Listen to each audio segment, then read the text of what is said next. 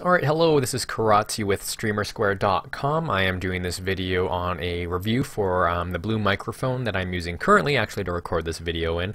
I was originally, well, first of all, I am new to StreamerSquare. I'm really excited to be writing for them and producing content for them.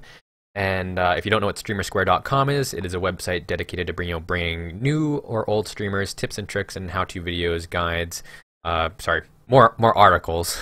How-to articles on sort of improving your stream, or if you're interested in streaming it, some articles there to helping you break out and get started in it. So hopefully this one can further that. This is going to be a review for, like I said, the Blue Snowball, which is right here. I'm recording it with it. I was originally just going to do a regular article on it, but I figure rather than reading through a whole article, might as well just show you what it sounds like. I have a YouTube channel, might as well make use out of it. And so this is the Blue Snowball. It is a USB-based condenser microphone, very, very basic, and it's entry level. So it's averagely costed around $50, depending on where you look for it. You can probably find it cheaper if you put in more work, or you can just go to Amazon.com, and I believe it's like $55 or $50 on there. So it's definitely on the cheaper side, but like I said, it's entry level. It's not meant to produce super studio top quality sound. But as you can probably hear, it's not half bad. Now, there's a couple of things that you need to be warned about. Well, not really warned about, but I guess disclaimer. This isn't sort of plug-in and out of the box from what it sounds like right now. I have put in the work to test this over and over. I've streamed enough where I know what the settings I should be using for the microphone are. I have set things up properly in OBS. I've invested into a microphone arm and pop filter, which, regardless of what microphone you do get, if you want to get started in streaming or are looking to upgrade your stream, the microphone arm and pop filter, you're gonna want those both anyways. You're gonna want to put in the money to invest in one of those because they work with the majority of mics. If you happen to upgrade into microphones, it allows you to move the mic around closer to your mouth, farther away from your mouth, and really just set your recording area up better so you're not picking up a lot of background noise from your computer, vibrations from your desk, your mechanical keyboard, clicking with your mouse, stuff like that. That is sometimes a little bit more annoying for viewers. I myself am a pretty picky person as well, so I do like to be pretty thorough and try to have the best quality as I can get. And that's another thing. This video might be around probably 10 minutes or so, just because I want to give you guys who are sort of on the fence about buying this microphone or are looking to sort of purchase a microphone for streaming, just so you guys know what you're getting into. I do like to be a thorough person, so that is why this video is going to be a little bit on the longer side of things, probably. We'll see. But like I said, this is just a basic USB microphone. It just has a connector on the back, goes straight into your computer. You can plug in and play, but the quality once you start, if you just plugged it in and use the basic tripod that it comes with, it does come with a small tripod that just connects on the back or on the bottom side of here. The microphone's actually turned upside down for the mic arm, but you would put it in here, just sits on top of your desk. And you would go from there. Now, because it's going to be sitting on top of your desk, you're not going to be able to have it close to your mouth.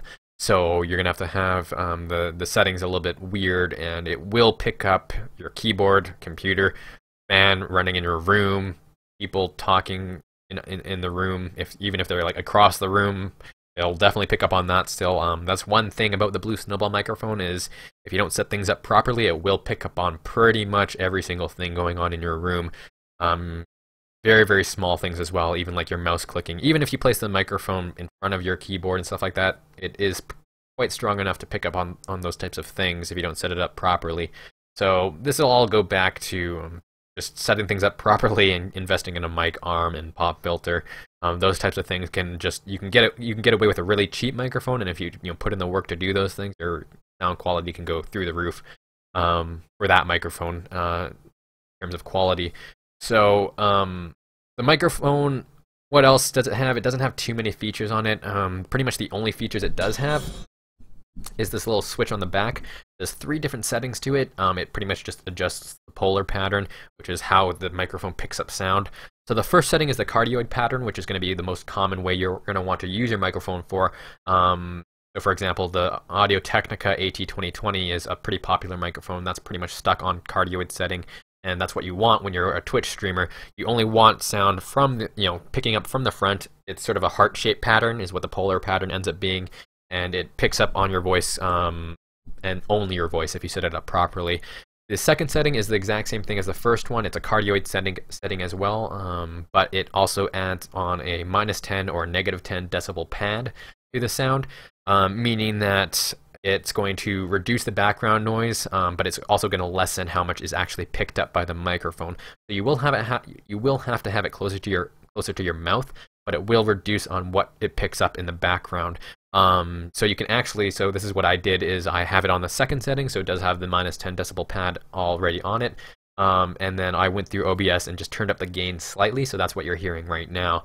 Plus I did set up an audio gate, which pretty much should set up regardless of what microphone you're using, and that'll also help in background noise problems. I'll make a full guide later on that for microphones though. The third setting and the last setting, there's only 3 settings on this microphone, is the omnidirectional setting. So as you can see here, there are microphones on the back, and in the cardioid setting they aren't active, but you know, the mic is pretty strong enough where it can still pick up on things on the back, even on the cardioid setting. But the omnidirectional is just a full 360 around the microphone setting where it'll pick up everything equally, full 360 around the microphone. So very good for podcasts, recording multiple people in a room, or interviews and stuff like that. So the nice thing about the Blue Snowball is for $50 you can just get started live streaming with it right away, but you have the option to do other things with it if you so choose. For example, if you want to record everyone in a room, if you want to record sort of a wide range of people in a room, or if you want to do, like I said, podcasts or something like that, the option is there for you. For $50, that's a pretty good deal. Now that being said, it's going to always cost you a little bit more than just the microphone, just because, like I said, you should invest in a mic arm and a pop filter if you're going to get a microphone like this. Not talking about headset microphones, in my opinion. Headset microphones you should just avoid if you want to get the best quality out of your sound. But I mean, even headset microphones, if you place it properly, set up proper software precautions, you can still have a fairly good time with a headset mic. It just sort of depends on on your situation, I guess is the best way to put it. But other than that, that's all it comes with. I mean, other than the tripod, the 3 settings on the back, this is a very feature-restricted, or feature-limited, I guess is the better way to put it, microphone. But, I mean, you're only paying $50 for it, and you can also just get a cheap mic arm, or even build your own, and also just a cheap pop filter. I mean, this pop filter was only like 15 bucks for me. You can make your own as well for that. There's a lot of do-it-yourself types of videos to sort of setting up your own sort of high-quality recording studio around your computer, and you can do that for pretty cheap as well. So, I mean, well, with most things in life, if you put in the work, put in the research, you can get away with a lot cheaper options out there. But right out of the box, the Blue Snowball does work quite well. It does what it's supposed to do, and just with a few, probably 15 minutes to half an hour of tinkering in the software, testing, things like that, you can get a fairly decent quality out of the Blue Snowball microphone, and I think it's worth it. I recommend it. That's just from my experience, though. If I had to redo things, and from what I know now, I probably could get away with getting a cheaper microphone, so probably a $30 microphone, and just have extra money, but still get the mic arm and the pop filter. Again, I'm going to go back to that a lot of the time. Just I think people should invest in that. It's a very good thing to have.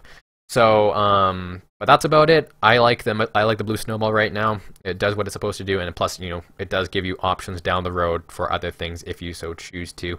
But there is not much customization in terms of what you can do with the Blue Snowball, hardware-wise, and it's very feature limited. Those are the 2 main cons, I guess, about it. Plus, from the quality, as you can hear, it's not amazing, but it does, it is fairly decent for its price, in my opinion. Just from what I've watched on other streams and other videos I've seen on YouTube.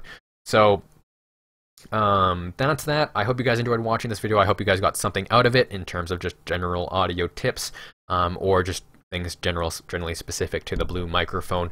But be on the lookout in the future. I will release a sort of how-to video of how to place your microphone settings in OBS, sort of maximize your microphone regardless of what mic you get. I'll try and help you to get the most out of your quality, because I'm a pretty picky person. So hopefully you're like me and you do like to have the best quality you can have. So that's that, and be on the lookout for that in the future. Be sure to check out StreamerSquare.com for more sort of helpful tips and trick articles, as well as how-to articles and guides. and also free overlays if you're interested in that on StreamerSquare.com. And until next time, guys, thank you guys for watching, and I hope you guys have a great day.